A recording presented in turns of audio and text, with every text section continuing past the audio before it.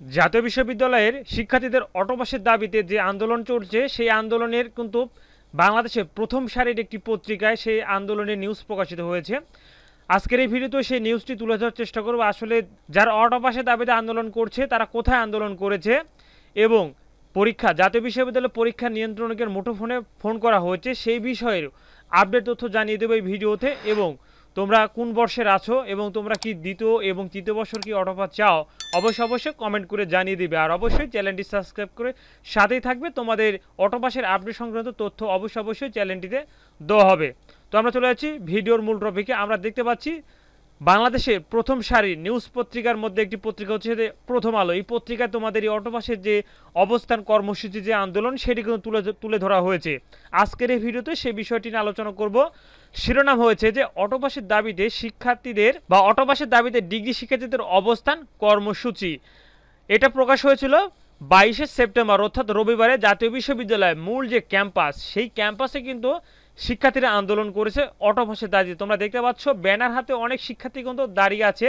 ব্যানারটিতে বড় হাতে করে যে লেখাটি আছে তোমরা দেখতে পাচ্ছ যে অটোপাসের দাবিতে অবস্থান কর্মসূচি।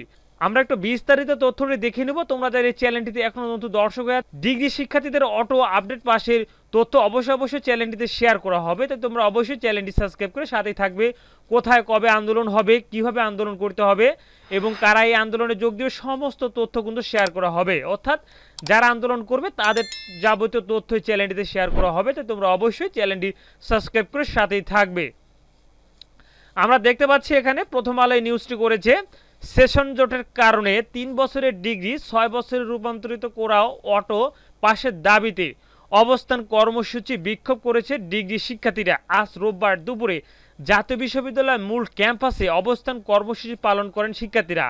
তাহলে প্রিয় শিক্ষার্থী বন্ধুগণ, তোমরা দেখতে পাচ্ছ যে অটোপাসের দাবিতে ডিগ্রি শিক্ষার্থীরা কিন্তু জাতীয় বিশ্ববিদ্যালয়ের অর্থাৎ জাতীয় বিশ্ববিদ্যালয় যে গাজীপুরে অবস্থিত সেখানে যে মূল ক্যাম্পাস সেই মূল ক্যাম্পাসে কিন্তু আন্দোলন করেছে।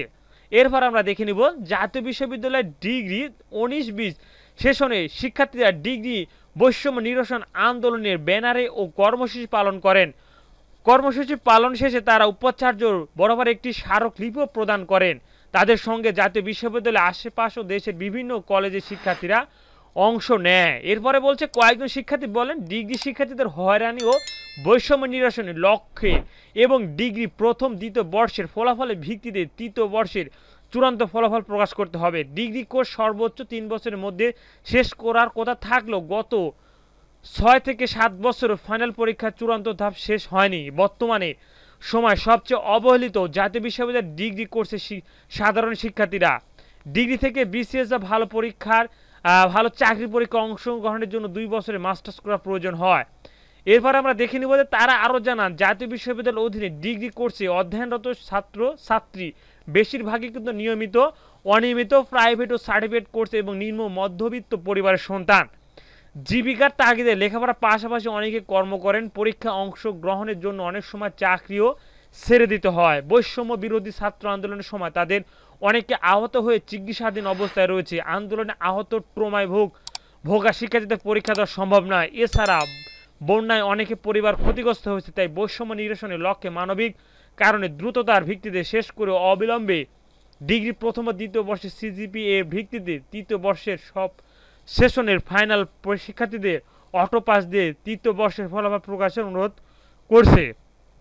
তো এই ছিল বৈষম্য নিরসন ডিগ্রি শিক্ষার্থীদের তৃতীয় বর্ষের অটোপাসের দাবিতে মূল ক্যাম্পাস অর্থাৎ জাতীয় বিশ্ববিদ্যালয়ের মূল ক্যাম্পাসে কিন্তু আন্দোলন হয়েছে।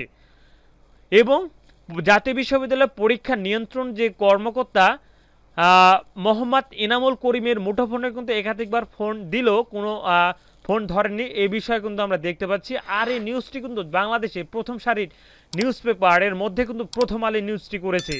তো তোমাদের আন্দোলনের কিন্তু গতিবেগ আস্তে আস্তে আমরা দেখতে পাচ্ছি আরও দ্রুততম বের হচ্ছে। বিভিন্ন পত্রিকায় এই আন্দোলন আছে। আশা করি তোমাদের আন্দোলন হয়তো সফল হতে পারে বর্তমান পরিস্থিতির প্রেক্ষিতে।